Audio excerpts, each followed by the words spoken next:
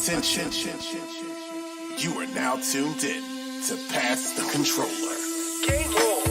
Round table, show me your moves. How these noobs get good and get in the groove. Gears of war like Sonic hopping the tuck. You don't want the smoke, you'll get bodied by big nuts. Come for the character, stay for the content. Fans from the elite to the civic binding. Conventions are streamed, the topics deceased. Tell them tune in, peace and hair grease. Let's go, baby. Peace and hair grease. Pass that, pass that, pass that, pass the controller. Pass that, pass that, pass that, pass the controller. Pass that, pass that, pass that, pass the controller. Yes, my old friend Smoke. There he is, right there, in the flesh, baby. All right, here we go. Lost weight. I'm getting ready for another film, getting ready for a movie.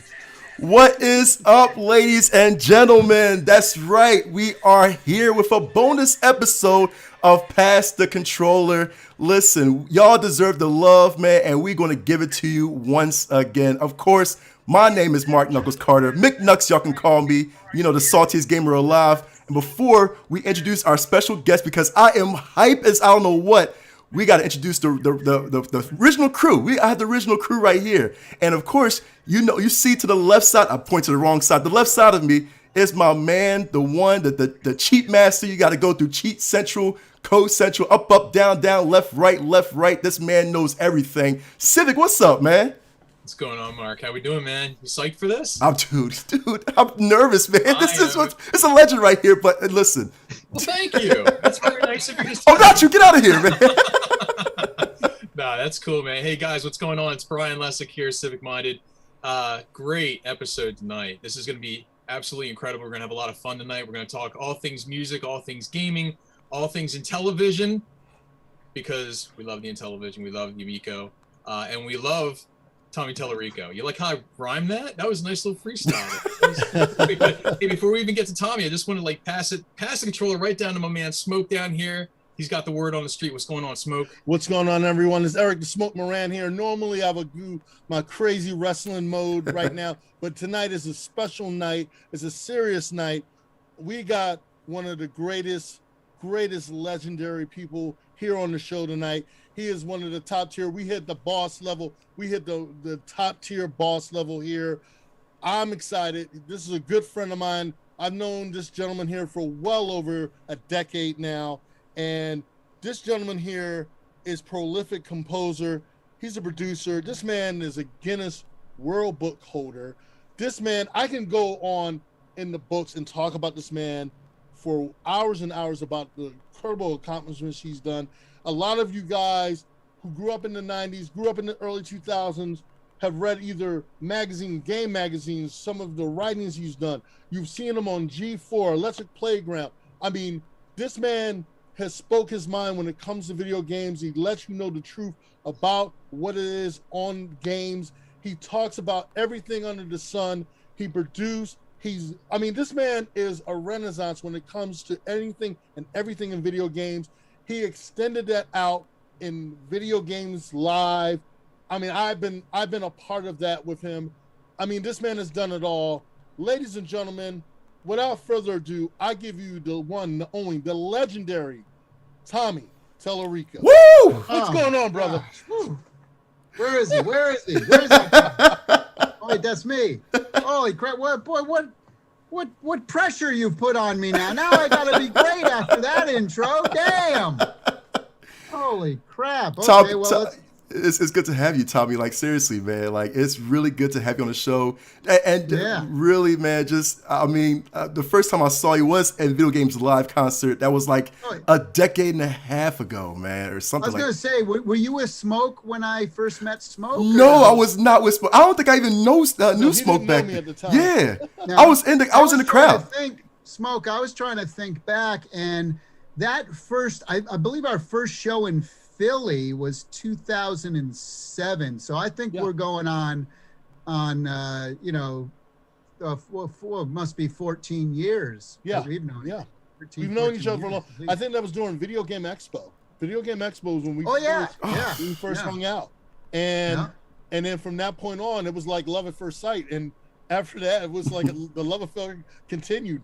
And the crazy thing was, I remember, like, I mean, seriously, you knew me when I was single, when I was just like a bachelor and all this stuff. And then, like, We were all bachelors back then. You met my wife. Let's not tell any of those stories now. Come on. You know, hey, look, you met my fiance before she became my wife and everything. So, and it was crazy. I remember being a part of Video Games Live when you first when you were debuting out in New York. I remember coming You were out. my bodyguard. Yes, and being a part of that celebration and everything, and it was great. I mean, seriously, to see you accomplish so much, Tommy, and doing all the things you've done. And I mean, and also even prior to that, being a fan of everything that you did prior to that and everything else. For us, I remember reaching out to you when we started doing Pass the Controller, and one of the things the guys, both Brian and Mark, one of the things they wanted, like one of the highlights, we wanted to have you on the show from day one.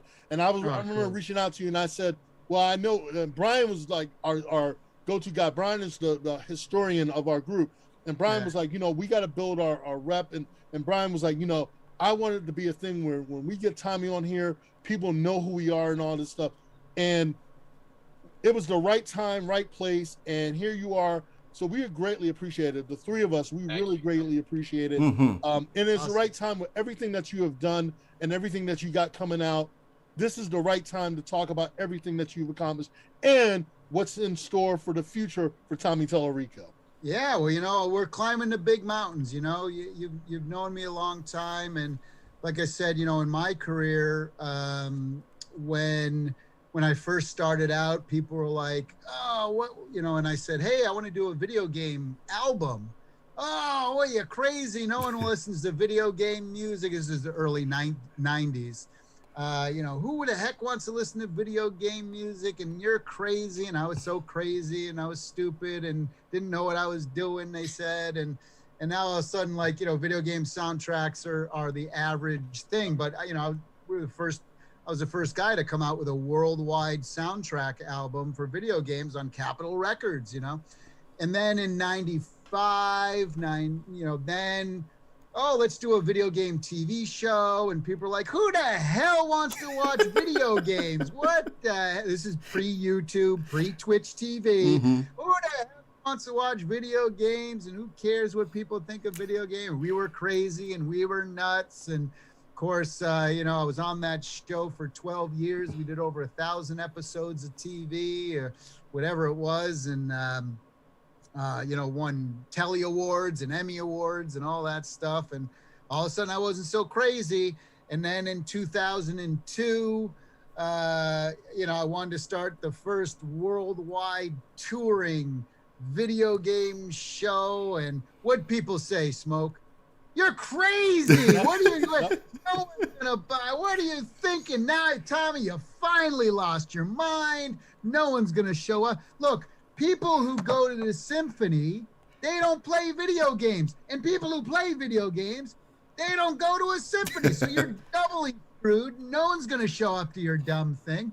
Well, you know, 20 years later, 4 Guinness World Records later, including the longest touring symphony show of all time, including the biggest symphony show ever seen live, 752,000 people in Beijing, China in one show. All of a sudden I wasn't so crazy. Wow. But wait, the story doesn't end there. Now I say, you know, I'm gonna do a video game console that's gonna bring back simple, affordable, family fun entertainment for the whole family, kind of like the Wii did 15 years ago, except we're going to lean in. We're going to focus on those families and casuals and this and that. And what'd they tell me? You're crazy. You don't know what the hell you're doing.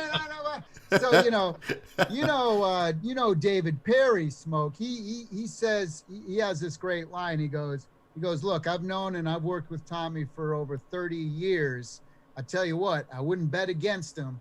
So yeah, it's where we're at, man. You know, we climb these mountains. You know, everything in life is about goals and reaching your goals and setting goals for yourself. You know this, Smoke. Yeah. And from your career and everything you've done. And it's like, you know, I always say that, you know, when I create a goal, I equate it in my mind to like climbing a mountain, you know? And it's like, when you climb the mountain, look, you just got to visualize yourself at the top of that mountain. And you don't know how, you might not know how you're going to get there or when you're going to get there. You're going to have rain coming down on you. You're going to have sleet. You're going to have wind. You're going to have rocks falling down on you. You're going to get stuck and have to figure out another way. You're going to have people from below tugging at your heels, trying to push you off that mountain. But you know what? It don't matter. All that stuff can go on, but I'm going to get to the top of that mountain, and there ain't nothing going to stop me. The only person who can stop me is me. Amen. I ain't stopping me. And so, you know, that's how you look at life and how you succeed with your goals. Set goals, climb to the top of the mountain. Nothing is going to take me away from the top of this one. So, you know, this is the biggest mountain I've ever climbed. Don't get me wrong. But that don't matter, because that's the fun part of it. The fun part is making new and exciting and bigger and greater challenges. And we'll be looking at the top of that mountain. We'll be looking over. Preach it, Tommy. Preach it, man. Seriously. Yeah, my brother. Jeez, man. Like, yo, you got me hyped. I think we can end the show right there. Yeah, dude, they got me all inspired, man. Like, seriously. 5 minutes. Is it right? Look, Tommy's breaking another record right now. Yo, facts. Another record. Facts. But honestly, Tommy, like, you know, I know, you know, like I said, with everything, like, you know, we're trying to aspire to do so much. And of course, there's a lot of roadblocks. Of course, we had to go through this pandemic. How you been doing with this pandemic anyway, man?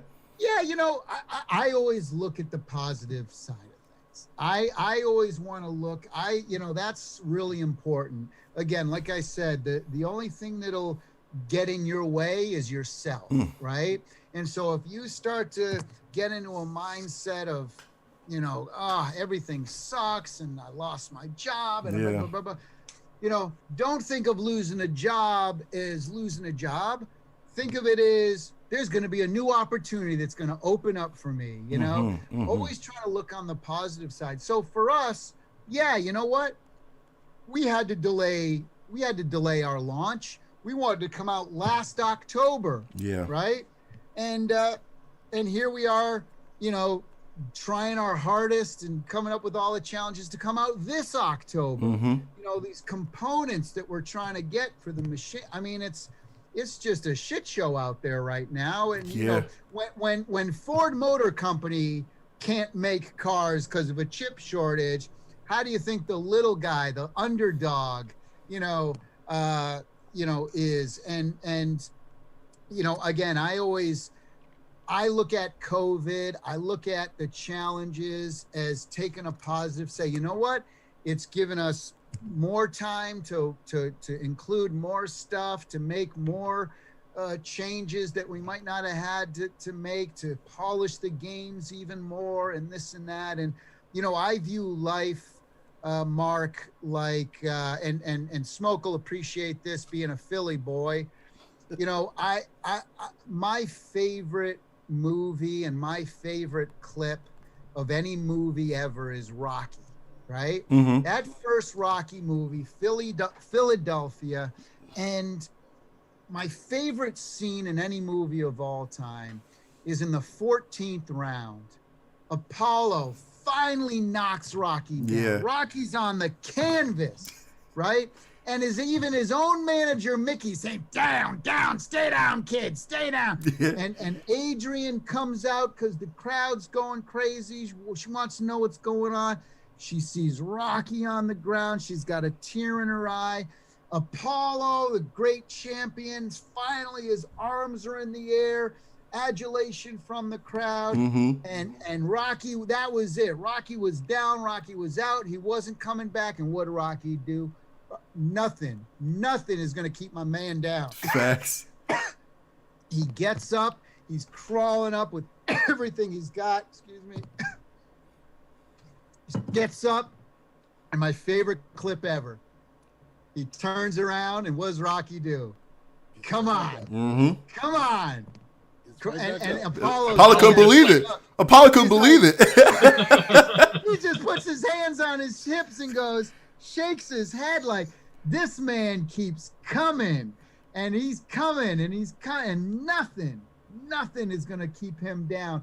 And so that's how I hope people, you know, are looking at this whole thing. You just keep getting up. You just keep fighting. There ain't nothing that's going to get in your way. And I say, you know, we have over 50 employees at Intellivision, and you know, I kind of, you know, have this funny thing where I say, you know, look, you know, we've gone through so much, you know, this past year. We had COVID. We couldn't be in the same room together. We had riots. We had political unrest. We had freaking murder hornets. We had locusts like you've never seen. Forgot about that. And we say, come on, what else you got for me? Murder hornets? Whatever. What do you got? Locusts? Rain frogs down from the sky. Boil the rivers. We had the cyberpunk launch. Matter. We are getting this thing out. And what doesn't kill you makes you stronger. Absolutely. You just pretty much like brought up like Judgment Day, man. We lived in Judgment Day here. That's you know what I right. mean? And we still striving because You know what? You got to be down at the bottom to appreciate when you get at the top. You know, if you start out on the top, it don't mean anything to you. It doesn't mean anything. You gotta lose everything. You gotta start on the bottom. I was homeless. I was homeless, living under a pier at Huntington Beach when I moved out to California. I left my friends and family and everything I knew. I cried myself to sleep every night, hungry, right? But that hunger, that eye of the tiger, like Rocky had, you know, you gotta, you know, that's what makes you appreciate life, love, career, success. You appreciate it a lot more when you've been on the bottom. So if you're on the bottom, my friends, you know, that just means that you know, you're going to be appreciating it even that much more when you achieve it. Absolutely, man. You couldn't say any better. You talk about the analogy of climbing the mountain. I want to go way back in time. Even before you started to ascend the mountain, even before you saw the mountain in the distance, I want to ask you, for you, I mean, you have a great musical background. It's hard to even pin you down who you are because like you said, you're such a Renaissance man. But I want to ask you, at the very beginning of the journey, at what point were you involved in video games where you had that epiphany moment where you said, wow, video game music is an art form unto itself. Video game music can be enjoyed externally from the game itself. Because I want to ask, because for me that moment was Snafu for the Intellivision. Oh wow! Because let's sing it together. Come on, right now, Brian. There we go. Sing along with And then the other one was a bass groove. Now, Brian, you're gonna love this. I just finished producing 18 new Snafu songs. And are you ready for this? I know you're gonna get tears in your eyes. I can see the hair standing up. Not on your head, but on your arms. That's okay. It's all of the songs have those two Snafu themes in them. But I brought them all into modern time. You're gonna freaking love it. You're gonna love it. You're gonna cry when you hear it. That's the game. I'm telling you, that's the game that did it. And I mean, there were others along the way. I mean, I was telling these guys before we came on, you know, I used to have the boombox next to the TV, and I recorded like the Metroid theme, you know, because Metroid sounded so good. And then, you know, years later, I was already in college when I first realized that video game music overseas in other countries, it's more of a big deal. This is hard to see, but this is the soundtrack for Final Fantasy VII. Yeah, it's a double album. There's 4 discs in there, isn't there? There's 4. He knows his music, ladies. Yeah, right? No, dude. I'll tell you what. You're gonna be jealous. Where is it? Oh, I don't have it around me. Oh, I was gonna say, bring it out, Tommy. But mine's signed to Tommy, my great friend, Nobu Uematsu. No! Oh my God. I'll have to find that somewhere around here. Yeah. Wow. So back to the question though. When did you really realize that, like, wow, video game music is its own music? It doesn't have to be a supplemental aspect or a side diversion within a game. It's something that can live and breathe on its own. Yeah. So for me, the moment was when I was in the industry, because I didn't know how to make video game music when I was growing up, you know.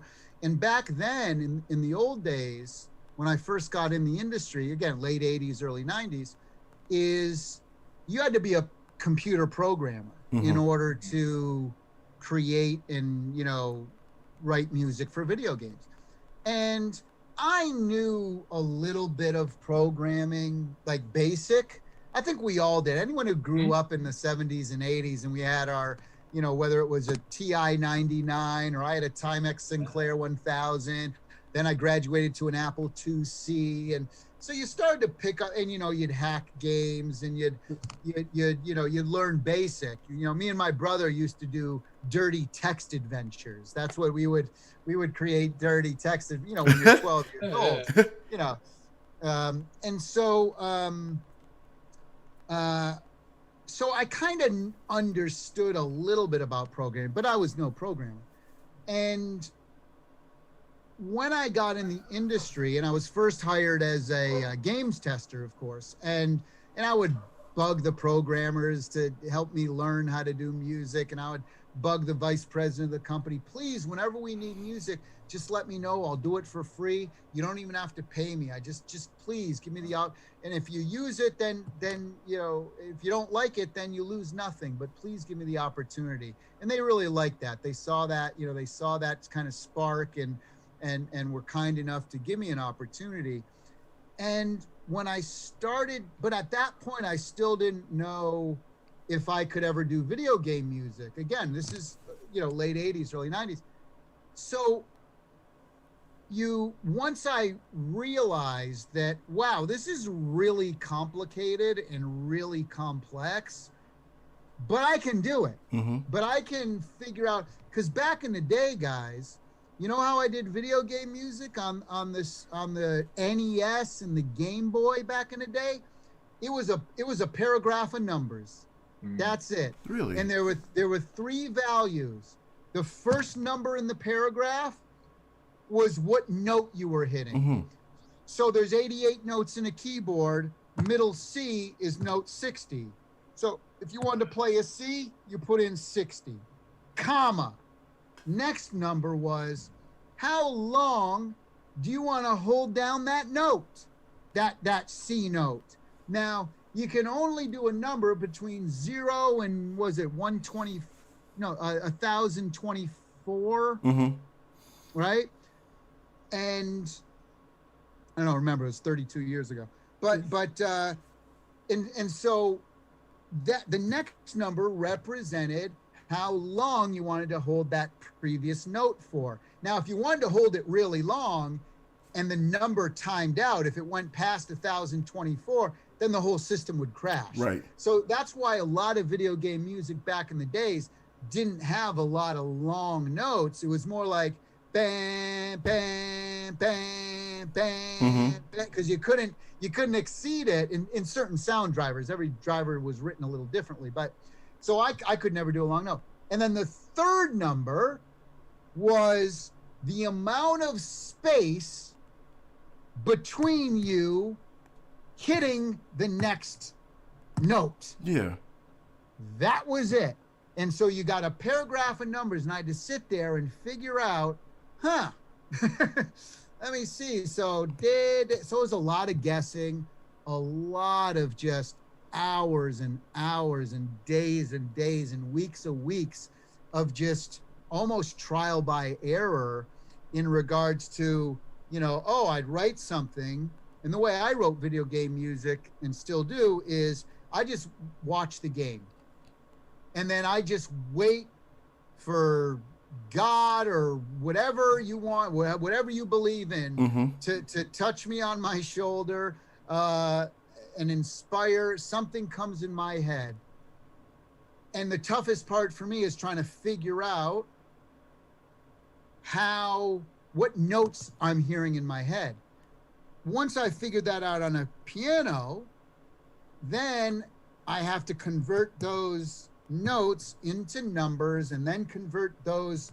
How long am I holding it? And is it a quarter note or a half note or a, so it was brutal. Yeah. But if you listen to some of my early games, like Prince of Persia on the Game Boy, the original Prince of Persia, and Color a Dinosaur on the NES. That's one of my greatest hits. Right. And I'm lying. But it was very simple but very melodic. And so once I realized that I could do this, it was then a matter of the technology catching up a little bit to my vision of what I felt video game music could potentially be. And one of the first games, and we started working on it, I believe in 1992, 91 or 92, was the Terminator for the Sega CD. Mm-hmm. So now that we had CD-ROMs as available storage medium, well, now I didn't have to worry about cartridge space. I didn't have to worry about, small samples and small space and all this stuff. I says, you know what? I can make real music now. That was basically Red Book Audio, right? It was Red Book Audio. Well, actually, Terminator was Red Book Audio. The other way you would do it, though, was considered Yellow Book Audio. Yellow Book Audio is when you would stream the music in real time. So instead of just playing the CD, you could actually just stream data. Okay. The difference is that if you had to stream other stuff, maybe it was level graphics back at the time, with limited space, you had to boom, boom, boom. You had to load things in chunks. That's considered Yellow Book when you would stream Yellow Book Audio. But yes, Terminator was Red Book Audio. You always know it was Red Book Audio because you could take the CD out, you put it in your car or whatever, your CD player, skip track 1 because that's all the data, and you'll hear a bunch of Mm-hmm. like you're dialing up to AOL and shit back then. And so then that was real music. Then that's when I said, you know what? Now we can play with fire. Now we're playing in the big leagues. Now we got, now we can start competing with movies and TV and albums and music and then about 2 years later in 1994, that first worldwide video game soundtrack album came out on Capitol Records. I was able to convince Capitol Records that people would want to buy video game music. It's awesome. Yeah, I remember that Red Book Audio stuff because there were quite a few times when I would take a TurboGrafx 16 CD thing, just pop it right into your car. It was really cool to listen to. Yeah. So you have a ton of, I know Mark was saying about some of the Guinness Book of World Records. I think at last count it was 5. I think you said 4, but I thought I saw 5 maybe. Yeah, well, there's when you I have 8 of them, but when you break your own record, they give you another one. Mm-hmm. So in regards to records, let me see. There's 1, 2, 3. There's 4 different records. Wow. Yeah. Man. So the one I find and most one of them, impressive- I think the one might be the most. Well, no, I can't say. I mean, the one there's 2 I'm most proud. Well, 3 that I'm most proud of. The one is that I'm the person who's worked on the most commercially released video games. So over 350 products, and that's about to hit 400 by the end of this year. With the Intellivision, all the Intellivision games I'm designing and producing, doing the sound for, music direction, whatever. So that's a big one, right? Mm-hmm. That's pretty cool. For sure. On the most video games. My mother's very proud. And my dad always says, boy, all those quarters we gave you growing up finally paid off. And then, Nice. And then, but the other one too is the longest, the most symphony shows ever done by a touring symphony. Mm-hmm. That's pretty damn cool too, and that's over 520 performances. That's a lot of, imagine all the travel all over the world too, right?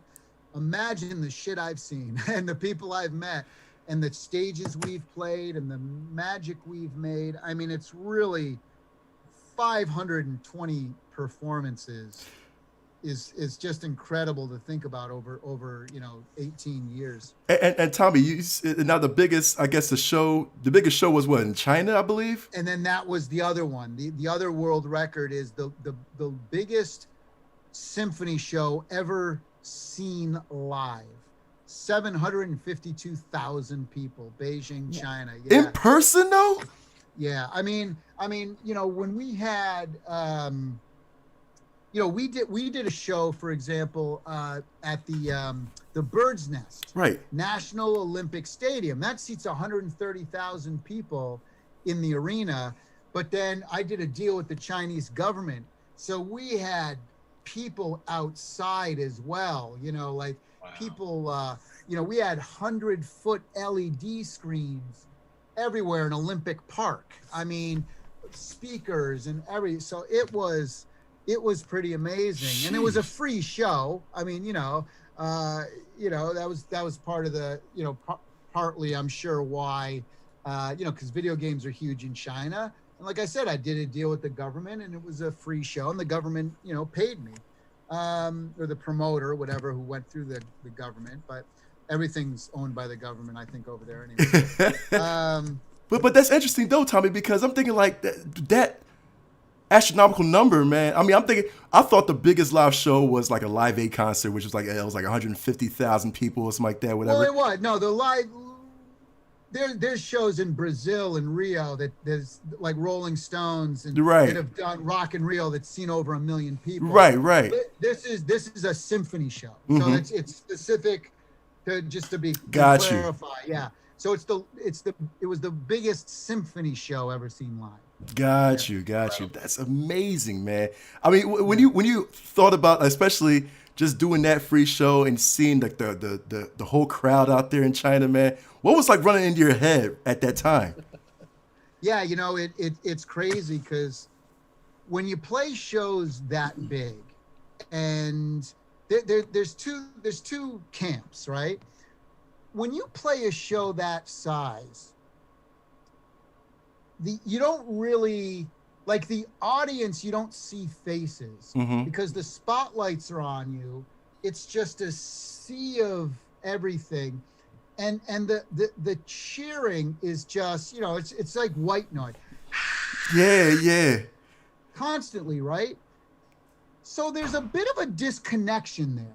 There's massive amounts of energy. And guys, I can tell you, and me and Steven Tyler have talked about this. Steven Tyler is, his real name is Steven Tallarico. For those who don't know, he's my cousin.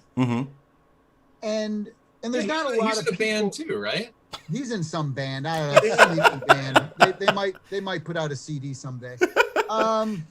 Kickstarter. And so, but yeah, like when you're Aerosmith and you're playing in front of 100,000 people or whatever, 30,000 people, there's not too many people you can have this conversation with. But I can tell you this, is that when you're on stage with those big shows, the energy and the excitement and the adrenaline that is shooting through your veins at any given moment, I can tell you this, I have to focus on not passing out during a show. Because it's so, like you have endorphins. Yeah. Right? Oh yeah. You eat a piece of chocolate, you get an endorphin hit, right? Yeah. You're with a fine lady or whatever. You're with your girl and you got endorphins, love endorphins firing off. When there's tens of thousands of people cheering for you or enjoying what you're doing at that moment, I got to tell you, it's otherworldly, and it's so overwhelming that, again, I sometimes almost black out because of the rush of adrenaline and endorphins are just off the charts. And again, I've never taken drugs in my entire life. Yeah. I haven't. I've never tried marijuana. Right. I've never smoked a cigarette. I've never even had coffee, and I've never ever had alcohol. Nothing ever. Not a beer. I don't know what beer tastes like. I'm 100% Italian. I don't even know what wine tastes like. And so, but you had that natural high. Yeah. For me, and I've never been interested in that, but you know, Steven Tyler has. I think it's safe to say.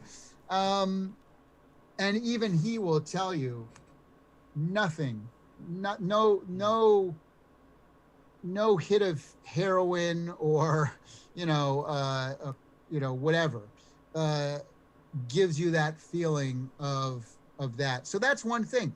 But on the flip side of that coin, when you play a smaller show, 1,000, 1,200 people, let's say, 1,800 people, and the audience is like right there, and you can stare into the first 10 rows, or the people in the balcony are like right there, Mm-hmm.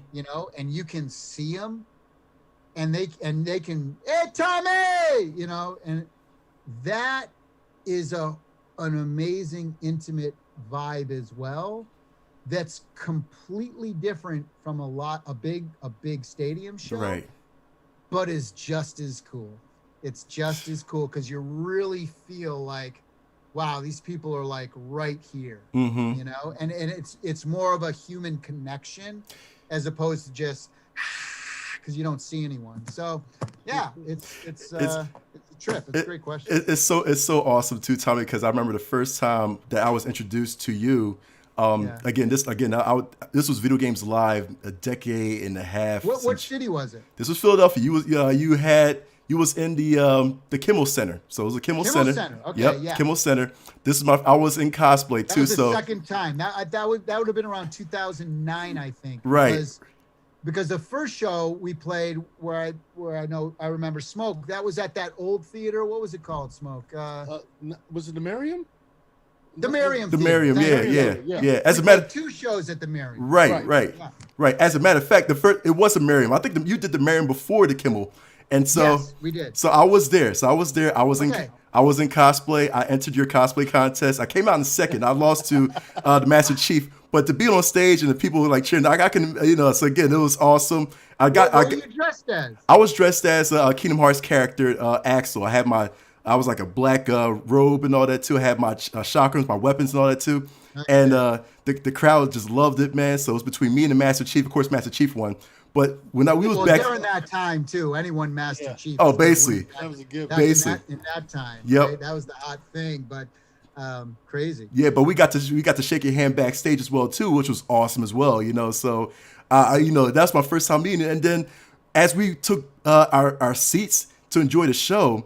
Again, this is my first time. I was blown away because, again, I never thought about like video games being like an orchestra form and all that too. Like, this is my favorite song from this game, and this orchestra's playing it. And I'm gonna tell you real quick too, because I was telling Civic before the show started that I've been to your show 4 times. There was 2 in Philly and 2 at the New Jersey NJ Pack Performing Arts Center. Pack shows Yep, are off the hook. yep. So it's 4 times, and it was amazing. Pennsylvania. Yes. And now I always tear up every time you bring out the choir for Civilization. I love the Civilization music. And that it's something in me. Baba Yetu. Oh my God, that's my favorite song, and I always tear the up. Lord's Prayer in Swahili. Oh That's my what the God. lyrics to that song are. The Lord Baba Yetu is our Father. Yeah. And that was the very first video game song to ever win a Grammy. Dude, and Christopher oh Timm. my God, and it touched my every time I hear that song, every time I'm at your show and I hear that song, I tear up, Tommy. I tear up, dude. Have you heard our PBS special version of that we did in 2000? No, I did not, but I will. Oh my God. Dude, if you like that song, as soon as we're done, go on YouTube. Okay. Put in Video Games Live PBS. Okay. And you'll see Civilization 4. Because what we did, me and the conductor at the time, Jack Wall, who's a great composer. He does a lot of he worked on Call of Duty, but he's, I think, most known for Myst, 3 and 4. Right. Great Smoke knows Jack. Yep. But me and Jack put a special arrangement together for the PBS special where we had 2 singers come out. Right. And they play off each other, and we wrote a whole new section and with Chris Tin. That's the one. That's my favorite. I mean, okay, I'm biased, but that's my favorite version of that. You're gonna, if you don't tear up, you don't have a soul. Facts. You got that right. And I always have to hide my tears. Trust me, I always have to hide my tears from my friends. It's amazing though, man. Like that. Own the tears. Listen, Tommy, I'm trying to be a man inside, but I gotta cry too. No. A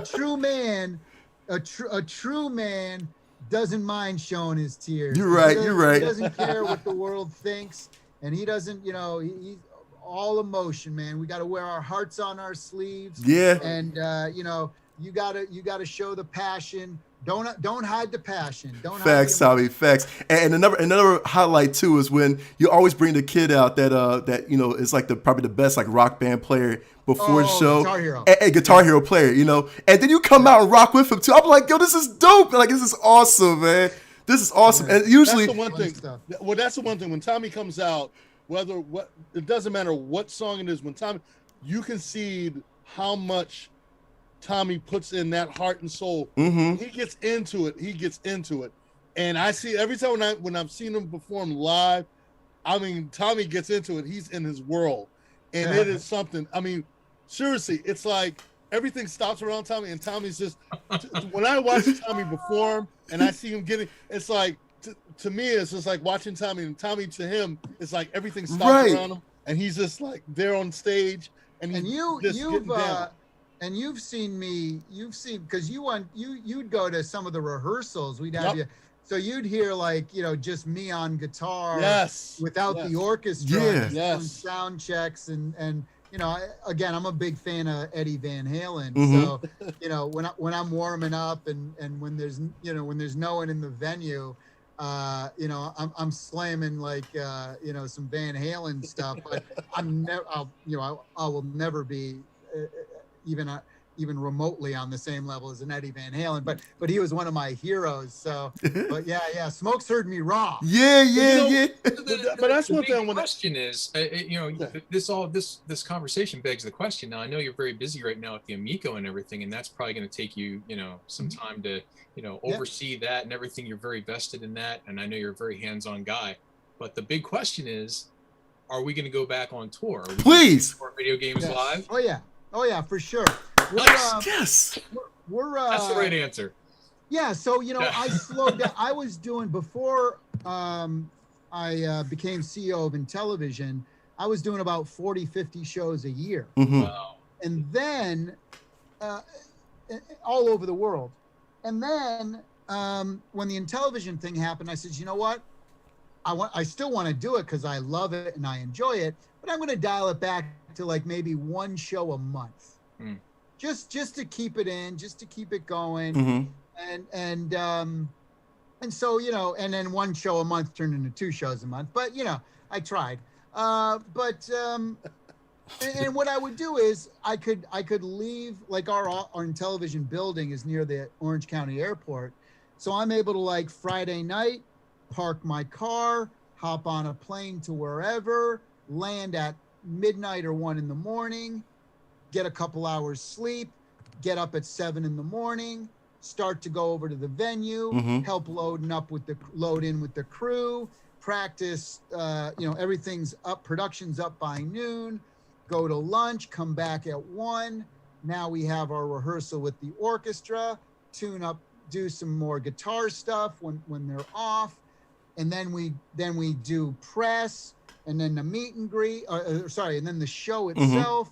And then after that, Smoke knows this, I stay after, and we stay till every autograph signed and every picture's taken. It's usually another, Smoke, 3 hours maybe, sometimes 4 hours. So I get out of the building at 1 in the morning, and then I wake up 3 hours later, get on a plane, and I'm back home by Sunday morning by 10 a.m. And so I started doing that a lot for a couple of years. And then of course COVID hit, and and then we had done, I think, 3 shows in 2019 in January, February, March. or sorry, in 2020, and then the rest of the tour was kind of postponed. And we did one show actually last month in Texas, of all places, of course. And that's probably our only show this year. And then we're going to start to pick it up again in 2022. But yeah, I want to use that as a means to promote, Intellivision as well. And we'll do, and dude, Brian, when you come and see us, you're going to be here in Snafu Live, my friend, with a full 70-piece orchestra and choir. I'll be there with my lighter. Right? But so I still have a desire to do that, as long as it doesn't get in the way of Intellivision. We'll be slowing it down, but that's okay. Where are you guys located right now? Smoke, you still Philly? Yeah, we're all Philly. All Philly. All Philly. All Philly. Well, I got some good news for you.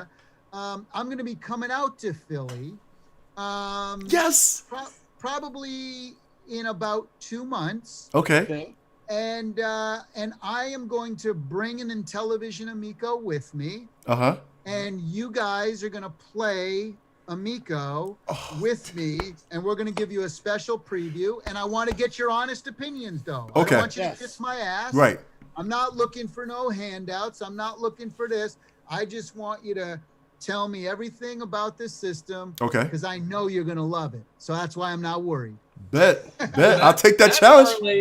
That parlays perfectly into this next step, because I'll tell you something, Tommy, in preparation for this interview, I have, again, this was the same as I did with Howard Scott Warshaw, because you have such a colorful, he's awesome. I love Howard. Yeah, he is. But I literally had like 6 pages of notes, and same with you. I have so much stuff to talk about, and we could literally use this whole show just to talk about 6 hours, just right? about the music stuff, just about the music. But, well, yeah, I'll tell you what, you guys can have me on anytime. So we'll let's do a follow up in a month from now or whatever. All right. Okay. Don't worry about time. That. Well, go ahead, Brian. Yeah, no problem. Now, I do want to sort of parlay into the Amico, though, because I have to say, it was a couple of years ago, and I know you recall this, when Atari, or whatever Atari is these days, I don't really know. They announced that they're going to reboot the VCS, and I was excited for that. I thought, hey, that's really cool. And then I thought, wouldn't it be really great? Because, back in the day, I wasn't an Atari kid. I was an Intellivision kid. That was the first gaming system our family ever owned. My dad came through the door with an Intellivision. Of course, I was young, couldn't even read yet, and I called it Atari. And he's like, no, this is Intellivision. This is better. So for me, when I heard that, this was going to be a live project, that this thing was going to happen, I was instantly just, I was beside myself with, anticipation, because that really is the console that got it all started for me. So when I heard that it was going to be a thing, I was very excited about it. When I heard you were behind it, I was more excited. And with each passing reveal, every update, I'm getting, more and more, happy about what I'm seeing. It's really cool.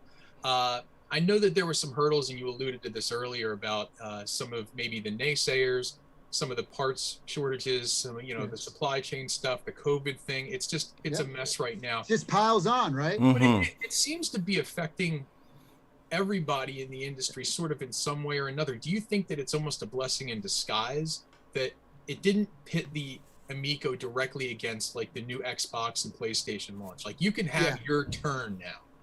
It's funny, and I agree with you 100%, Brian. Yeah, I do. And again, I always look on the positive. So let's take away all of the things that were positive. And, but to be honest, I mean, no one was able to, I don't want to say no one, they sold 4.5 million PlayStation 5s, but a lot of people were looking and couldn't find one. So even if we were out and on the store shelves, people might have taken an Amico instead, but who knows? But no, it's a different audience. But yeah, I see it as I see everything as a blessing, right? So we've had so many challenges. We've, again, and we're the underdog here. Look, I'm not over here drinking my own Kool-Aid. I don't consider Sony, Microsoft, and Nintendo competition. I really don't. There's 200 million hardcore gamers in the world. That's if you add up Sony, Microsoft, Nintendo, and add in the PC master race. Right. You put them in, that's 200 million. But you know what? There's 3.1 billion people that play this every day, and they are hyper casual gamers. So when people think they insult me, they want to try to, insult me, and they say, "Oh, well, your games look like mobile games." Oh, you mean the #1 selling game in the world over the last 10 years? Thank you. That's a great compliment. I appreciate it, because that's the market we're going for. So if you want to compare us to that and think you're insulting me, you're an idiot. That's, for us, we're just trying to do our own thing. And if you think mobile's here and Nintendo Switch is here, we want to be somewhere in that middle. We want to take up all the space in between those two things, And we're simple, affordable, family entertainment. And those 4 words spell out the word safe. And that's how we do. Quality, like when did the video game industry, when did quantity become more important than when did quantity become more important than quality, right? 1983. Right. If you really want to answer, when it crashed. Yeah, right? yeah. But see, I like the fact that you bring up that there's these other platforms, because and I don't mean to interrupt, Tommy. I apologize. No, please. I want to make a point, leverage off of what you're saying here, because there is somebody who, a very well-known internet personality who had a criticism about the Amico, and basically it was this analogy about the pie analogy, saying, how can the Intellivision Amico get a piece of the pie? And the analogy is basically equating the pie to Sony, Nintendo, Microsoft, and, as you said, the PC master race. Yeah. But I think it's a flawed analogy, because the pie is only as big as you make it. The pie is not finite. We're talking about the #1 entertainment medium in the world now. Video games generate that much revenue. There's more gamers than any other hobby on earth. So to me, it's funny that we would say something that, we only think of the pie as constituted by these consoles. Meanwhile, you have all these other technologies that have sprung up in the last couple of years. You have the proliferation now of these arcade one-up mini arcades, desktop arcades. You have handhelds now. You have, to your point, you have Android mobile technology. Don't tablets. forget the Oculus. Stadia. I'll go you one better, Brian, to add to that. And this is when you start to think and the motors start to turn. You're like, wow, yeah, that's a good point. Out of all of the people that play video games every day in the world, out of all the people who do that, less than 7% of them are actually playing on PC, Microsoft, Sony, and Nintendo. 7% of the people who play video games. So to guys like us, when we think of video games, because we're hardcore players, right? When we think of video games, what do we think of? We think of Halo and PlayStation 5 and Call of Duty and Fortnite and ba-ba-da-ba-da-ba-da, right? Right. That's because we're in our hardcore bubble. But the reality is that the overwhelming majority of people who play video games are not playing on those systems. I don't want to compete with Sony, Microsoft, and Nintendo to get those 200 million hardcore gamers. Why would I want to compete with those people that have bigger infrastructure, billion-dollar companies, more buying power, more marketing dollars, more technology, more employees worldwide, more infrastructure? Why would I want to compete for that? I would rather compete for the 3.1 billion people who are casual and hyper casual, who are playing on this every day. But wait, what's the problem with this? Well, firstly, there's zero curation. Million new games come out every year. Zero curation at all, right? 1, 2, this sucks as a controller and a screen at the same time, right? Yeah. So this is supposed to be the place where hyper casual gamers go, right? This is the place for casual. What's one of the most casual games ever of all time that we can think of? Pac-Man. Right. Up, down, left, right. That's it, right? Mhm. So one of the easiest and simplest casual games of all time is total crap on this, because you can't navigate without a joystick, without a proper controller. Your finger is right in the middle of the screen where you're supposed to be looking and where the ghosts are coming. Stupid, right? Yeah. So this sucks as a controller. Zero curation and quality control. How many fart apps do you need? Seriously, guys. The answer is 3. But anyway, and then these games, people say, oh, well, free games, free mobile games, free. I got news for you, folks. You know what the average spend in the United States is for mobile every year? $93. They're not free. Wow. You may think they're free. Yeah. And all of the people who are making these games are focusing on designing the games to suck as much money out of you as possible. Shame on them, right? I know it's a business, I get it. Right. But when you're designing stuff to around people's wallet instead of their fun factor, man, that just annoys me. And if you don't give them your credit card, and if you don't give them your PayPal, and if you don't give them your email, then you know what? You're going to get a 30-second ad every 3 minutes. Yes. So now you got zero curation. You got wonky controls for a lot of games. You have money-sucking, blood-sucker design games. But you know the worst part, fellas? Every single person, those 3.1 billion that are playing this, they're playing by themselves. Yeah. They're staring at a screen. Yes, that's true. And if they're playing online, as we all know, half the time it's phony. You think, oh, here's somebody on Facebook. You're not really playing them. But you're staring at a screen by yourself. And so the best part about home consoles is that you can get in a room together, gather around a TV, and have this moment. The problem is that my mom, my dad, my wife, they can't play PlayStation 4 games. You hand them a Switch controller, and it's a non-starter. It's done. Dual analog sticks, blah, blah, blah. My mom's arthritis. She can't even hold a Joy-Con. Right. And again, all this stuff I'm saying, I just want to be really clear. I'm not crapping on the other systems when I talk about this kind of stuff.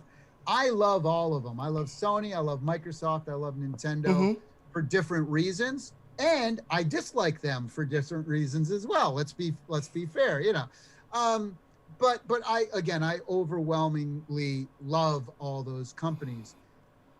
But when people ask me, well, what makes you different and what makes you, now I have to talk about the differences. So the reality is that those controllers and consoles, they're expensive. They're very complex. The menu screens, the games themselves, there's too many buttons. The controllers are very complicated. A lot of the games are violent. A lot of the more popular games are violent. The online, now you got to pay per month if you want to play. Now you're on a subscription. Now you want $60, $70 games now on PlayStation 5. Oh, but that's only the normal version. You want the DLC? Yeah. $20, $30 packs at a time. Come on, we'll keep selling. Oh, you want a special uniform or a special car or a special team? Well, let's gamble. Let's give you a loot box, and maybe you'll get that team or that gun or that uniform. This is insane, guys. Is this where the industry is going? And all I'm saying is, you know what? Let's bring it back to its roots. Let's bring it back a time when me and Brian were growing up, playing our Intellivision, simple times. our parents. Brian, did your parents play with? Did your dad play with you on Intellivision? Yes, my dad would routinely kick my Right? butt at Triple Action. Was the game. Oh, dude, wait till you play the new biplanes. It's so epic. That was the one game I was okay at against my dad, but he used to kill me at the tanks with the ricochet. So shots. battle tanks, and we have all that stuff in the new version. Those two games were so great, Brian. I had to split them up, right? So instead of doing a triple action, we're doing a separate biplanes and a separate battle tanks. That's cool. But don't worry, the auto racing is not going to be there. The racing is crap. So everything you're saying, I love where you're going with this, because one of the things that was impressive to me, and I haven't seen it as much lately, and I don't think you've abandoned this, but I haven't seen it hyped as much, is I remember when you came out with the Intellivision 10 Commandments design. Just about to say that. I think is brilliant, because you've already kind of touched on some of these points. And Mark, I don't know if you have that graphic handy, if you wouldn't even bring it up, but I wanted to just blaze through these really quick. So let's go through. The game must be rated E or E10 plus for the ESRB. Yes, we will never go off that. Every one of our games, we have to build value and trust with our consumers, and we want this to be like the Disneyland of video game consoles. Look, none of us needed that crap growing up, right? The blood, the gore, the guts. We played video. None of that stuff really existed back then. And so, we want, and again, it's not that I'm against that stuff. I love Red Dead Redemption. There's a lot of great games. I love Postal, which is, bad as it gets in regards to that stuff sometimes. But it's not what we want to do. We want to create a family entertainment system where parents don't need to set parental controls because they don't have to. Where parents don't have to worry about who their kids are talking to online because they can't play games online, right? So that's one that'll never change, Brian. That's awesome. It's amazing too, because now I got the 10 Commandments for the rest of the chat to see, and the couple things that I know you brought this out before. Actually, I kind of want to commend you. I don't want to say kinda. I really want to commend you, because you actually not a lot of big corporations do this, not like big gaming corporations do this, but you actually went to the people. I remember you posted that Facebook post, I believe, and I don't know if you posted anywhere else, but you went to the people and asked them, what do you want to see from us, from the Intellivision? And we spilled out so much ideas and such and such and such and all that too. And I was like, not a lot of gaming corporations do this. They don't ask us. I know Sega did this previously about, one of their games. They're like, hey, what can we do to get better and all that too? But they rarely do that. What you did, Tommy, man, was like, this is great, man. Like, Tommy listens to the people, you know what I mean? So I know. We just put out a post today. I put out a post where we put out 8 different screenshots of our game Finnegan Fox. I voted. And I said, hey everyone, give me your 3 favorite screenshots so that I can put it on the back of the box. I can only fit 3. Tell me what 3 you like, and we went right to the folks. Video games I had to hide from my parents and all that too. My parents were watching. Hey, listen. I used to have to hide from my parents because they were violent or they were just like crazy or whatever and all that too. But my parents look at this as like, you know what? I trust you in Tommy's hands. That's what they're gonna say. They're gonna say, listen, I trust you playing this game, because we know that this is going to be E for everyone. You know what I mean? This is going to be, we can play with you and all that too, because value and trust. That's my 2 biggest things for all of our customers. Exactly. I have to take umbrage with one of these commandments, though. I got to be honest with you, Tommy. It's number 7. So every game must be 2D or 2.5D. 3D models are okay, but no free roaming 3D worlds. Now, this worries me, because I was a big Sewer Sam fan, and I was a big fan of Treasure of Tarman, which technically I guess they would kind of be 3D. Like, if you were to remake those games. Let me, so 2.5D, Brian, is you're in a 3D world, but you're kind of on rails a little bit. Mm-hmm. So like those games. Yeah. So if you look at Treasure of Tarman, you could kind of say that it was on rails, right? Even though it was 3D. Yeah. So it wouldn't exclude a game like that. The problem with doing free roaming 3D games is that now you need a dual analog stick. Now you get into complex controls. Now you get into, blah, blah, blah, blah, blah, blah, blah, blah. Now it becomes complex. Now it takes you a while to learn. So that's what we're really trying to stay away from. Okay. On that one. But again, a game like Tarman, that's 2.5D. So okay, because I'm just gonna flat out ask you what I really wanted to ask you. Since I know we're getting a Cloudy Mountain remake, right? Yep. Are we ever gonna get a follow-up to Tarman? Because that is like one of my top 10 favorite games of all time. Oh, for sure, Brian, for sure. Yeah. Eventually, I mean, I don't have it on the schedule right now, but I have it here. Okay. And it's on my to-do list for sure. Yeah. Oh, we just got to do a few more before that. Like I got to get out Utopia. We started the design with that. We got, there's some great iMagic stuff. I want to do Microsurgeon, Beauty and the Beast would be two fun ones. Ice Trek. Demon Attack. We need a Beauty and the Beast too. We need that. That's why I said Beauty and the Beast. Oh, you did say, okay, I missed that one. Yeah. I love that game. Yeah, no, that would be fun. And so we have so much great, Star Strike even, like we have so many great ideas and games that we own already. Like an update to Frog Bog would be epic. So we're doing Bomb Squad right now, which is coming out amazing. Nice. So we'll get there for sure. That one's on my to-do list. Don't worry. Are you with me when you think of the Intellivision as a system that almost had no business existing when it did? Like, how far ahead of the times was that console? Like, I feel like it never gets. People don't appreciate it as much, but when you what I always tell people, like George Plimpton had it right, when he said, "Look at Atari Baseball," and again, not to crap on Atari, but look at Atari Baseball. And then look at Intellivision Baseball. Those came out around the same time. And it was literally 4 dots as opposed to the Running Man animations, 9 players on screen, green fields, no flickering, like the Atari baseball game would flicker like crazy. I mean, again, it was ahead of its time. It really was. So now, will you be able to download the games? Like, how will that work? Like, how would the purchase? There's 2 ways you can do them, Smoke. So you can connect to the internet. Okay. And you can go to our digital store. It's called the Amico Game Shop. So the Amico Game Shop, and you can see all of our titles there. And you can you can see what you don't have, see what you own, see what you don't own. This and that. So that's one way. The other way, though, is that we also have physical media. We have things in boxes. We haven't revealed what it is yet. It's super cool. Collectors are gonna love it. Nice. Especially Intellivision fans like Brian are gonna really love it. And so you'll see boxes on store shelves, and you'll also be able to connect to your system as well. Because I always like the idea of media alive. Yeah, I always like physical media. I always love, because I'm not really a big on. We came from the generation of physical media.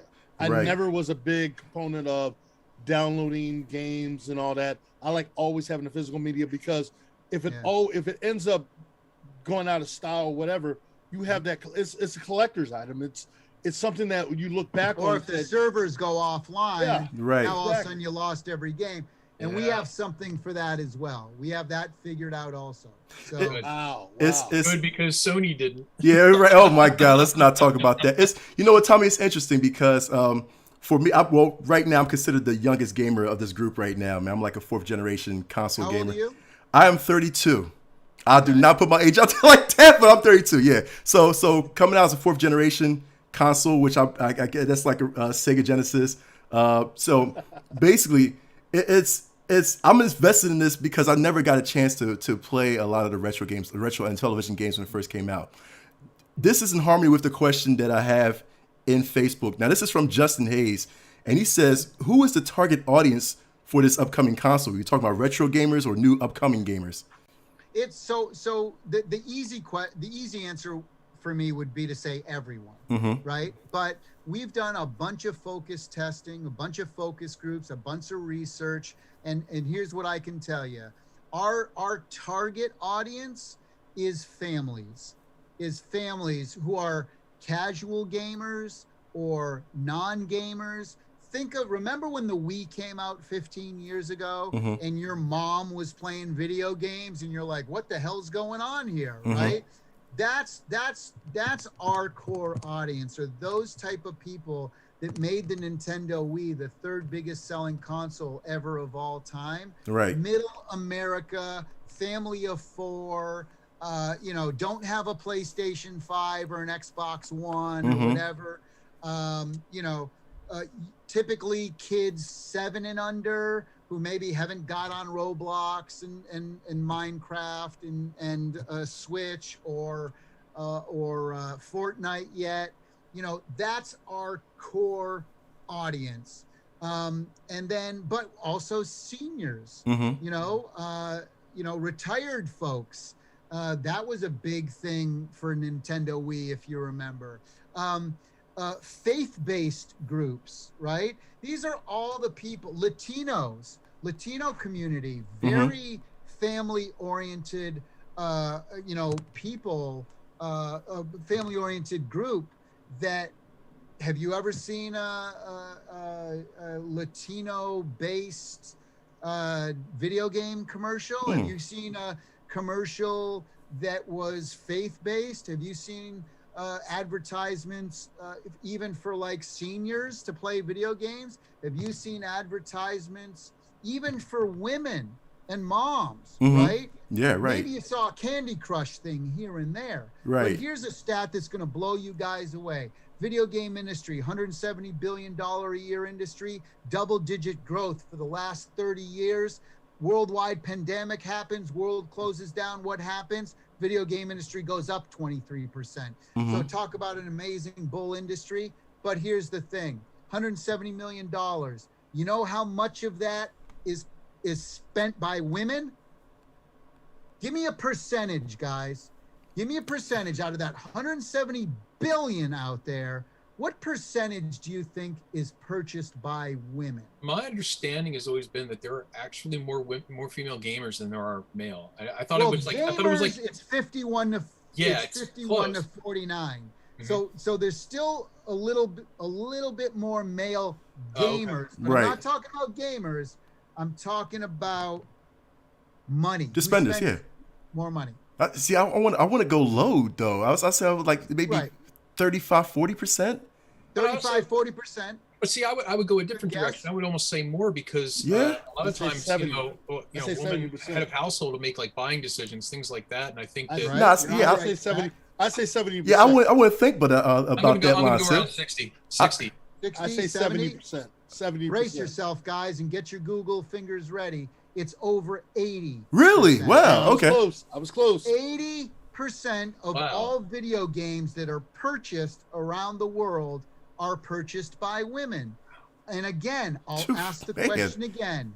How many times have you seen an advertisement for women?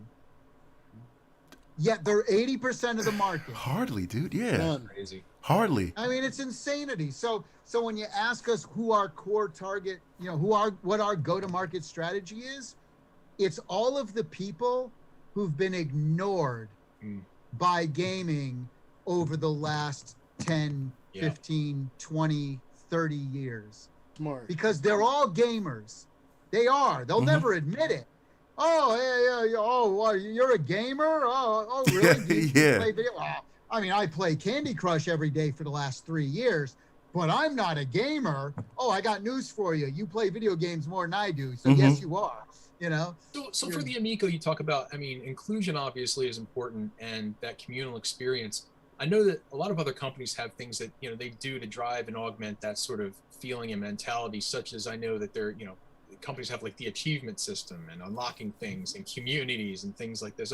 What beyond the store for the Amico is going to consist of like the online capacity? Yeah, Is there so going to that's be a like great a question. trophy leaderboards, stuff like that, or like, you know? So what I did, so again, what I do, Brian, is I looked at the video game industry. I've been in it for over 32 years. And especially over the last 10 years, I look at the video game industry and go, God, that's annoying me.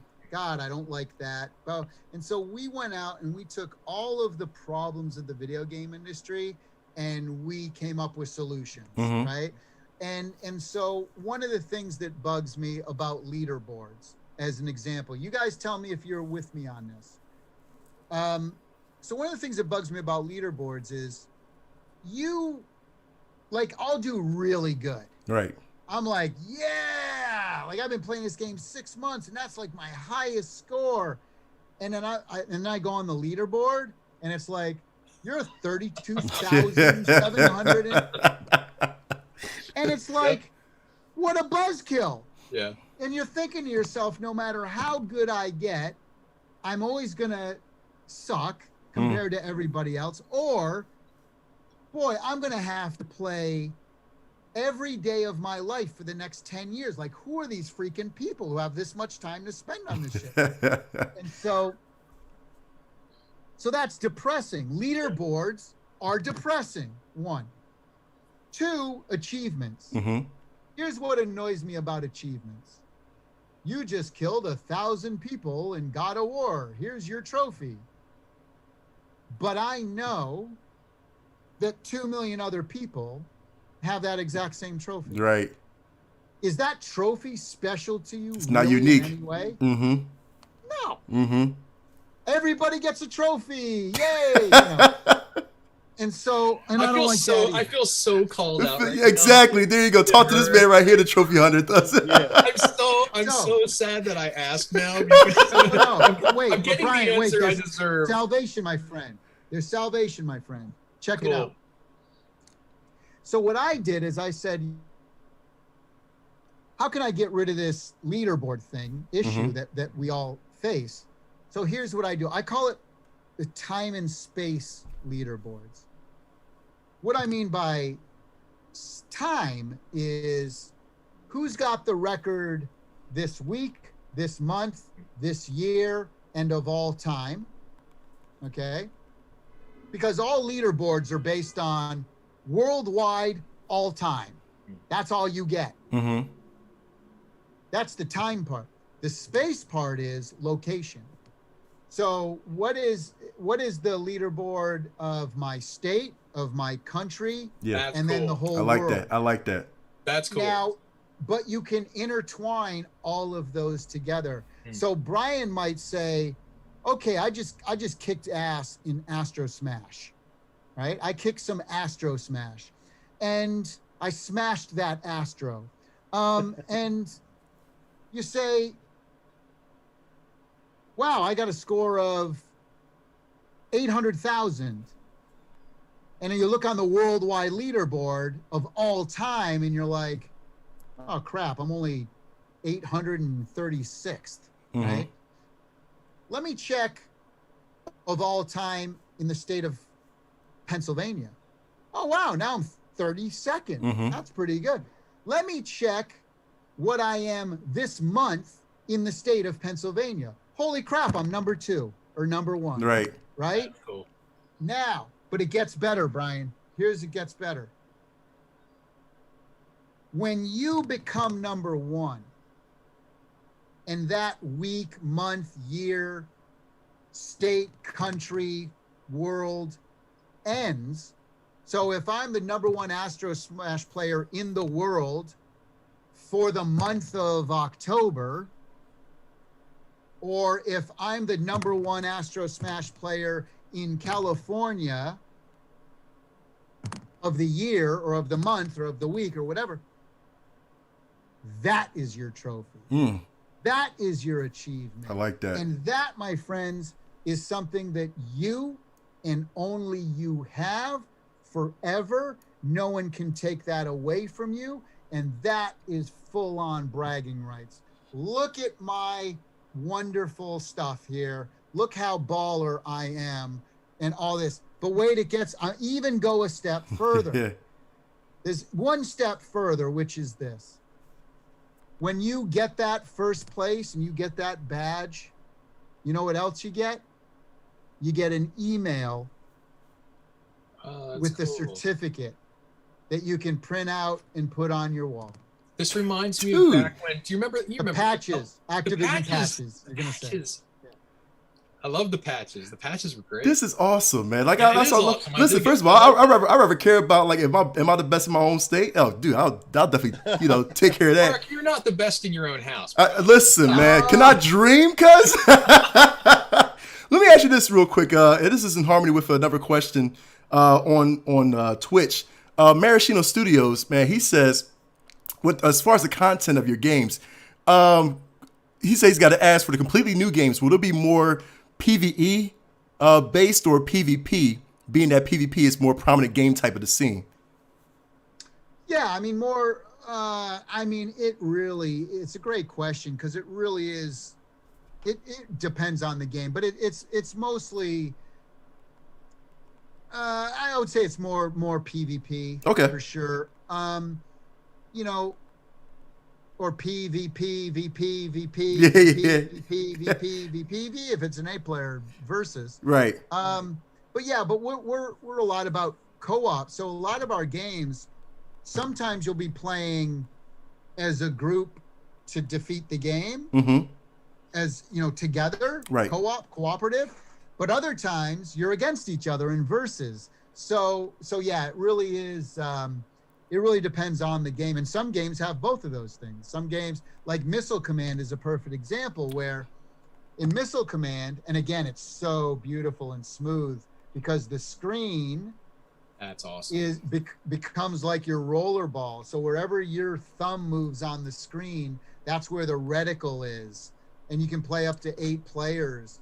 And what's wonderful about it is that you can gather all your friends and play against, so you're all trying to protect the bases. Right. Or you can play 4-player versus, where everybody's in their own corner. And so you're shooting out missiles to all your friends and defending from all your friends. How cool is that? Oh, man. Oh, dude, that's crazy. Tommy, I don't know how long we have you on here for, and I don't want to. I got about 7 more minutes. Yeah. Okay. I want to just do a quick speed round of sorts. I have a couple random things. Okay, so obviously when I went online and I looked you up, I looked on Internet Movie Database, and you have a ton of credits on there too. You're involved in everything. And the one credit that stood out, and I have to ask you about, is you have credit for stunt work on an episode of Electric Playground in 1997. Oh yeah. What was the stunt? I have to know. Oh, dude, I used to do tons of stunts. I mean, I did a lot of race car stuff, but that particular one was I took a fall off of like a 30-foot. We were doing a skiing game, and we were on a ski lift, and the ski lift was stopped, and we were filming on the ski lift. And I did this funny thing where I was hanging off the ski lift, and then you just see me let go and all the way down, and I busted up my ankle. And but no, I would do high tower stuff as well. Like a lot of the stuff on the show, we were just like run and gun, so we didn't have like the proper licenses or the proper permissions to do stuff. We just like show up, try to shoot as much stuff as possible before the security guards took us out. But yeah, I did a lot of stuff. I mean, I was running across Hoover Dam in helicopters. See, now I remember. I vaguely remember some of that. Yeah, that's awesome. Yeah. So, I mean, we're a group of older gamers here, and obviously we grew up on older systems. I mean, Mark, he had a Vectrex. I think that was like his first console. I got my Vectrex still. Wow. Wish I had kept it. Go ahead. We're a little bit older. We're a gentleman of a certain age. I want to ask a scary question, because this is a question I sometimes ask myself, and I always think I know how to answer this, but then I always waver. And that is, do you realistically think you'll ever burn out of this industry? Like, do you ever see yourself as not being a gamer, as From a- looking at this and being, you know, like, you know what, I'm done. Hobbies come and go.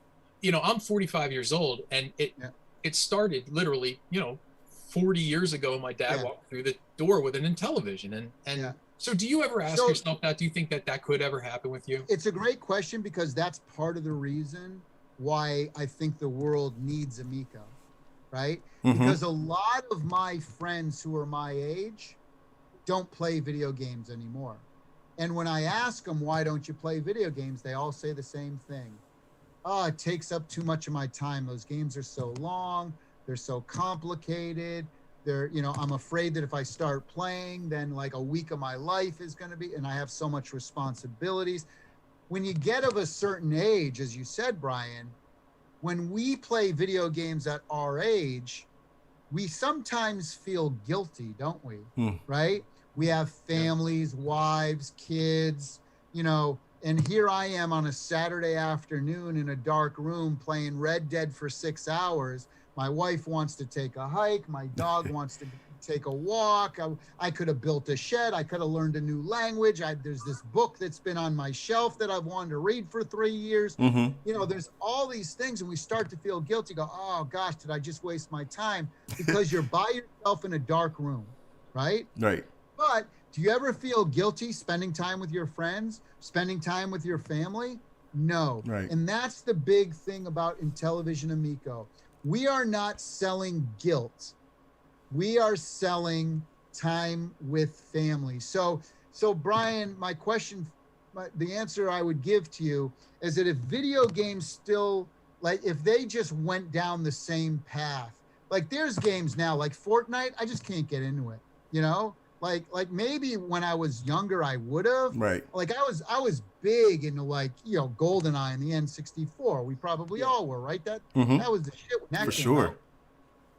And I just can't. I just don't have the time.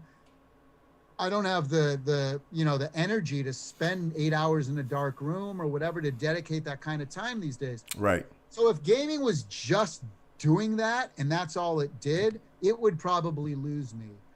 I think I've played more games on my mobile, and I consider myself a hardcore gamer, but like I have a PlayStation 5. I got it at Christmas. I opened it up the day after Christmas, played around with it for like 2 hours. I haven't turned it on since. God's honest truth, hand to God. Right. Haven't turned it on yet. So it's like, when has that ever happened? And it's not just me, other people are saying it too, where this whole generation is like, this new generation, what's exciting about it? Because if you think that Astro's Playroom is like next gen stuff, I'm sorry, but I was, okay, I ran around for 15 minutes and I'm like, what else you got, you know? And again, that's not to crap on Sony. I'm with you. PlayStation fanboy. I'm a PlayStation fanboy. I'll tell everyone right now. And of course, there's going to be a new God of War and it's going to blow us away. Of course, there's going to be a new Uncharted and it's going to blow us away. Like when remember last summer or last fall when they showed that Unreal 5 demo that was working on a PlayStation 5, that woman going through the cave. Yeah. That's right. Holy, like I saw that and I'm like, next gen, I'm bought in. Here we go. Super excited. And then the thing comes out. And the Xbox is in the same camp too. Don't think I'm throwing shade at Sony. I'll throw, and you say, yeah, I'm not excited about anything. Not a single thing I'm excited about right now. I know that's going to change, but man, have you guys ever seen that before? You know, it looked impressive, and you know what? It's funny too because ironically, you know, you look at like these quantum leaps that the industry is taking technologically. But some of the biggest selling games, the most popular games in the world, operate upon these very simple premises. But you look at Minecraft. You look at Among Us. Wii Sports. Yeah. These very simple. Yeah, exactly. All top 10 games. But Knockout Guys. Yeah, what's the game? Fall Guys. Fall Guys. Yeah. Thank you. I couldn't remember the name. But very simple Fortnite, premises, and that's why I look at the Amico and I'm kind of like, that's cool. That's like a return to games I used to sit there and play with my sister. You know, like we used to play. And that's exciting. Shark was the big game. Right. That was the Brian, you know. why do you play video games? I ask myself, you know what? That answer changes with time. No, but why do you play video games at the core? Why? To have fun? Right. I think so. I think that Smoke, why do you play video games? that's a tough question. That's a harder question. Therapeutical for me. It's therapeutical. Takes my mind off of stuff. Relax. It's relaxing. It just relieves everything. It takes my problems away. But do you play because of graphics or because they're fun? Because they're fun. They're Absolutely. everything. You have to. Everything. Right? It's graphics. Yeah, it's true. fun. At the core, it's got to be fun. And Right. that's where we start. Yes. We start there because we don't have the fancy teraflop, megabit, floppy things. We don't have any of that floppiness. Right. What we start out with is the gameplay, is the core of the gameplay. Now, once we have that, let's build around it. And so many times I see the mistake being made of, let's do the motion capture. Let's write a 3-hour story. Let's, spend so much money on these characters. Let's do boom, boom, boom, boom. And then at the end of the day, it's like, yeah, but you screwed up the controls. Yeah, that's it. You're right on the money too, The Tommy. camera angle's wrong. Right, exactly. Some of the best games are the most basic games. Right, and that's what I'm saying too. Like again, we look at games like The Last of Us and like Uncharted, great movie games and all that too. Sometimes I'll go back to like the original, like the retro games because again, I have so much fun with it. Nostalgia factor, you know what I mean? It took me way back to when, it's just those factors. I've played Galaga Right. more than I've played Red Dead 2 this year. Yeah.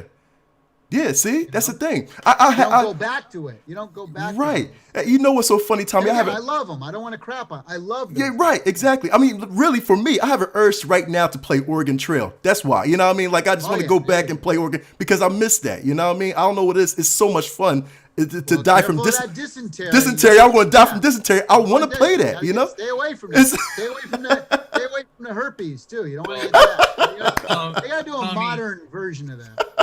Tommy, before you go, I know we're kind of running short on time, but I just wanted to just bring up one other thing to you. And this may not come of any surprise because I think you had seen Todd Friedman and I speaking about this in a Facebook thread just recently. But I just wanted to let you know that, we appreciate your dedication to the industry, all your contributions. And that's why it was a very great honor for me personally. The other day, I nominated you for the International Video Game Hall of Fame Award for 2021 for industry leader. I sincerely hope you get it. Hopefully. Not just because of all your credits, not just because of world records and your musical talent, your things you've done over the course of the last 30 years. I think above and beyond all else, Tommy, I think the thing that stands out with you for me is the fact that you are such an advocate for the industry. You're a believer in it. You fight for the causes in the industry. You petitioned the Grammys to consider video game music as a viable category for future awards. You've created foundations based on creating awareness and advocacy for video game designers, composers, musicians, things like this. You go above and beyond, and your service to the industry is very highly regarded. We appreciate it. I personally appreciate it. Facts. And I am very excited for the next big thing from you. Facts. I have 2 Amicos on pre-order. So I'm really... Only 2? No. Yeah, well... So let me guess. I mean, you had to get the vintage wood grain. Yes. Right? Yeah. Okay. The Founders Edition. Yeah. And I'm going to say you might have went with... How old are you? You're my age? I'm 45. But if I'm a little older. I'm 53. I'm going to say it had to match the basement. No, I was going to say. Well, I'm going to go for because you probably like Tron like I do. So you probably went for the black, the graphite black. Oh yeah, absolutely. There you go. Absolutely. Yeah, that thing's just. It looked a little bit too much like Tron for you. Like I gotta get that. Oh, I love it. It's awesome. Yeah. See, you make me want to collect all the colors now, man. Oh, dude, I got bad news for you, Brian. I got real bad news. Are you ready? Oh God. The GTO Red is like the sweetest one. So hey, well, you're gonna have to get a third. I guess I know what I'm getting. The Prince fan in me saw the purple one, and I'm sitting there like, dang, like I need that GameStop purple one. That's awesome. I know the Galaxy Purple is pretty. That thing's epic cool too. Now, Tommy, and actually, truth be told, part of the reason is because I'm such a big Prince fan. Part of the reason for that. I mean, purple is a great color because I see it right there behind Mark. Purple is a great color because it's like a strong color, but both men and women love that color. Oddly enough, around our office, more guys like the purple one than the girls do, and so purple's a strong royal leadership color. So I guess I'm pre-ordering another one. Huh? Nah, man, get out of here. You might have 4. You might have to have 4. At that point, you just got to get the white to complete the collection. So there you go. Now, Tommy. Last question, because the chat's bugging me. Where can they reach you? Where can they pre-order this Amico? Where can they get all of this? Yeah, so you can pre-order Amico right now. Please do it from us direct, because that gives us more money. I'm not going to lie. Yeah. So go to Intellivision.com. And there's a little button up in the corner. It says pre-order, and it'll give you a drop-down menu. You pick what country you're in, and hopefully you can get it from us. You're in a country where you can get it directly from us. That's Intellivision. We have a Facebook page, though. Please check out Intellivision. It's just Intellivision. You'll see the white running man and the blue disc. That's our Facebook page. Twitter is Intellivision as well. You'll see the blue check mark. But if you really want to have some fun and see me pwn some haters, then definitely go to Tommy Tallarico on Twitter, all one word, because I don't mess around. You want to give me a little heat. Sometimes you get slapped back. Hey, Tommy, we'll fight with you, Tommy. Trust me, man. We'll all fight with you. I think you've done. I won't call out anybody in particular because I'm going to tell you something, Tommy. I've seen some of the fighting about this whole stuff, and I hate it because it's like watching your parents fight, because internet personalities who I love and believe in, all of a sudden when they are very antagonistic for no reason, and it breaks my heart, because when you profess to be a retro gamer or a contemporary gamer, or even just a supporter of the industry as a whole, then you should. It's counterintuitive to me. It's self-destructive to not even give a thing a chance. I think what happens, Brian, is that some of these folks consider themselves like gatekeepers of the retro community. For sure. And I think there's a lot of egos sometimes too but any person out there that would rather destroy us as a company and destroy the product over their own egos or whatever, shame on them, right? Shame on you for trying to destroy the underdog. Shame on you for a company that all we want to do is come out with a new video game system that has retro kind of roots and retro sensibilities, and our whole objective is to bring people together no matter what your skill level. Shame on you for wanting to tear that down and destroy it. That's on them. And you know what?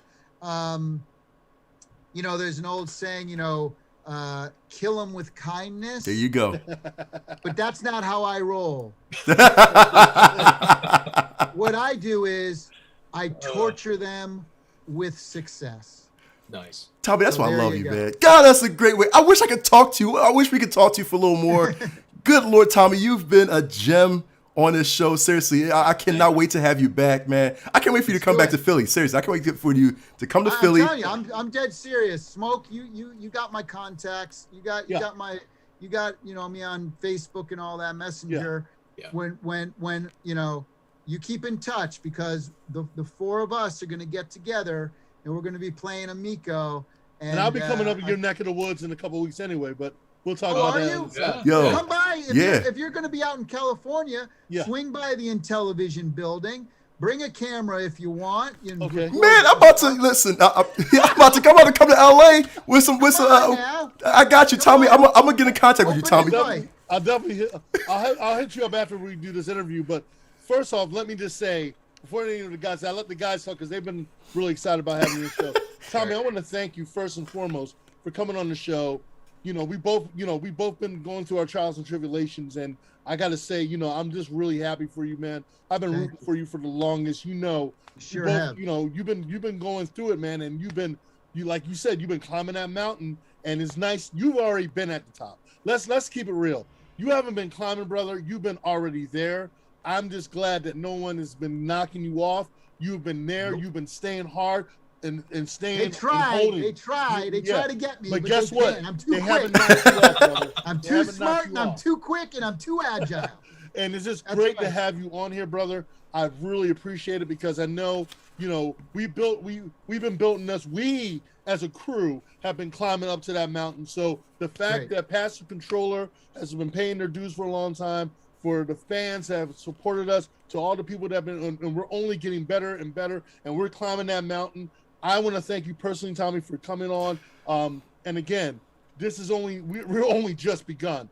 And so, like I said, Tommy, we can't wait to have you come back. We're going to be doing some more stuff coming up very soon. But Tommy, thank you so much. We got more coming. We can't wait to have you back on the show. We can't wait to show what you got coming on. I can't wait for you to play Amico. Yes. Yeah.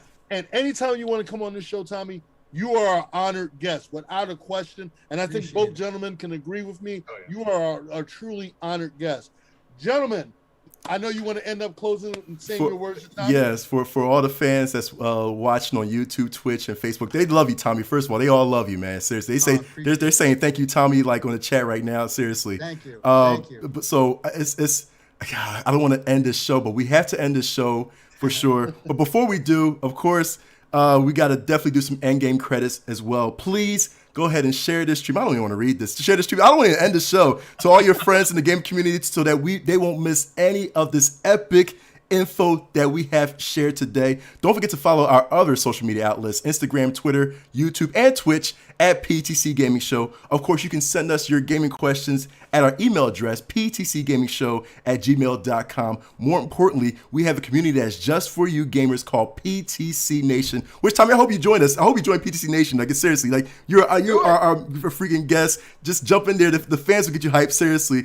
Remember, you can always search PTC Nation on Facebook. You can scroll down our main page on Pass Controller. You'll see a banner for PTC Nation, and you can click there and join us as well too. Remember, PTC Nation, you can share your own gaming news, gaming memes, questions to us to answer our next show, gaming polls and videos. You can share your Twitch channel, YouTube channels, and Facebook gaming channels. Post your Xbox gamer tags, PSN IDs, Nintendo friend codes, PC Steam names, and soon Intellivision as well too. We're going to try to get a group together for Intellivision on PTC Nation. So make sure you get your Intellivision and share on PTC Nation as well there. PTC Nation is all for you to connect with one another so that we can all pass the controller together. I don't want to end the show, one more man. thing, Mark. One more thing. What's up? I forgot to mention this. Tommy's music right now. Your that's on sale. There's a sale going on right now on your website, correct? Yeah, Tallarico.com. Just go to Tallarico.com. You'll learn everything, find everything you got about me. Yeah, we're doing a 50% off thing. That's the one. And it's digital stuff. Yeah, go and get some. Yeah, check it out. It's really good. Let's do it, boys. We're gonna shake up the world. We're gonna shake up the world. As a matter of Muhammad Ali. We're gonna shake it up. We need you to stay on right when we go off air. We need you to stay on for a few minutes. So Okay. go ahead, Mark. Listen, man. Listen, Tommy. I'm just thank you so much again, Tommy. Seriously, man. Thank you so much. Again, thank you guys for jumping on, man. As always, catch us online, man, at any time. We'll be back next month for a brand new episode. So for Tommy Tallarico, for Smoke, for Civic, my name is McNux. This has been Pass the Controller. And as always, get good, people.